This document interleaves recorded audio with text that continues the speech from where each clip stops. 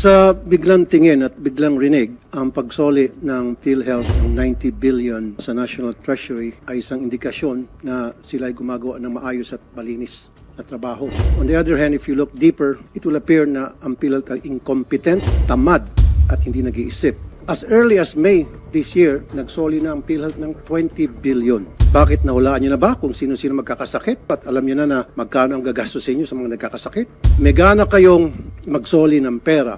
Samantalang, noong January this year, kayo nagpa-implement ng increase. Instead, nagpa-implement kayo ng increase, nag-request na lang kayo sa executive sa Malacanang na isuspend na lamang muna yung increase. Dahil sobra-sobra, ang dami niyong pera.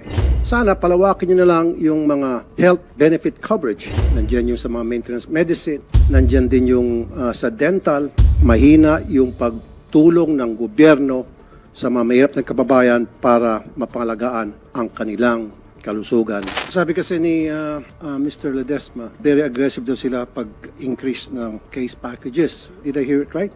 Yes, sir. Yes, Your Honor. Bakit wala kayong preventive care package? Meron lang kayo certain lab test. Dapat meron kayo yung preventive care. Ibig sabihin, executive check-up, dapat libre yan. Mas mura kasi kung nakatuon ng pansin ninyo yung preventive care. Nang sa gayon, bago magkasakit, nagagamot agad yung simptomas. Niresetahan agad ng mga doktor ng mga medisina. Hindi natin hintayin na nagkasakit malala saka pupunta sa ospital at kapag nakita ng doktor na may sakit, kailangan i-confine, etc. Lumalaki na yung mga bill, umiikot, umuorbit kung saan sa ahensya para mabayaran yung copay. Dapat para sa mga minimum wage earner, dapat zero copay. Thank you very much, Senator Tulfo, for the excellent question. No? Rest assured po, Honorable Senator Tulfo, we are looking very closely po at primary care prevention. Very, very important po sa amin yan po. Rest assured po. How about zero copay? Especially sa mga minimum wage earners, sa mga senior citizens. For government po, Senator Tulfo, no copay po. No, even sa private dapat. Pag napunta sa isang private hospital, dahil siksikan na sa government hospital, napipilitan itong mga maliit nating kababayan pupunta sa private hospital para magpagamot.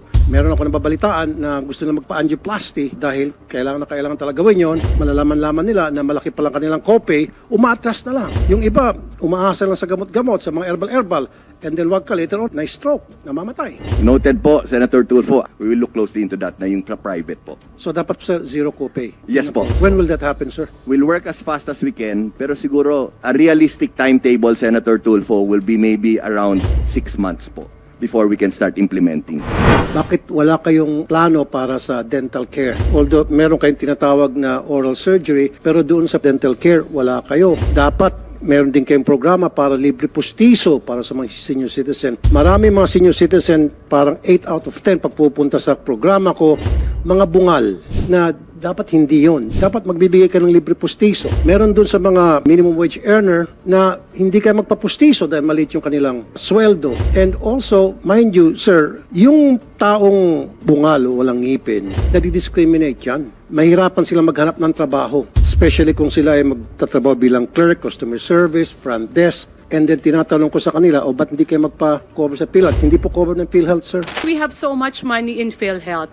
And sayang po kasi na hindi nagagamit natin ng maayos. Tama po si Senator Tulfo with his remarks as well as your remarks with regards to the dental. Ito po talaga yung nane-neglect. But I already talked to Press Mandy that I am very much willing to help with regards to the creation of what will include in the preventive program of the PhilHealth with regards to the dental health. Kulang kayo sa information dissemination. Dahil ito universal healthcare, dapat lahat ng Pilipino may trabaho wala, nagkukontribute o hindi, dapat covered ng PhilHealth. You lack in that department. Sana, sir, ipaalam nyo sa lahat ng Pilipino na all you need to do is register and you'll be a member of PhilHealth at nagkasakit ka kahit wala kang trabaho, wala kang contribution, covered ka ng PhilHealth. Bakit hindi kino-cover ng PhilHealth yung CT scan, MRI, ultrasound? Senator, we're currently reviewing yung sa outpatient, no? Ito kasi yung madalas inilalapit sa mga politiko, inilalapit sa amin. Noted, Senator Rafi, pinag-aaralan po namin yan mabuti. And We're looking closely into that. Kailan po mangyayari po yun, sir? We will move as fast as we can po. So gusto ko, sir, by next year, libre na po ito para sa mga mahirap nating kababayan. Yes, sir. We will work as fast as we can po. Yung pong mga delinkwenteng mga employer na hindi naguhulog sa PhilHealth and yet nagbabawas sila sa sweldo ng mga tao, meron na hubang nakulong? Gusto ko po dapat may nakukulong. Kasi po, karamihan pupunta sa akin, mga mahirap nating kababayan, mga sa construction, kaltas ng kaltas yung employer nila para sa PhilHealth, and yet hindi hinuhulog sa PhilHealth. Pag nanakaw ang tawag doon. So dapat may makukulong o may masampulan man lang. Meron ba? Wala. Sir. Senator, my understanding is meron na pong mga na-convict po. Wala pang nakukulong. But what we can do, Senator, we'll give you the list, the detailed list po.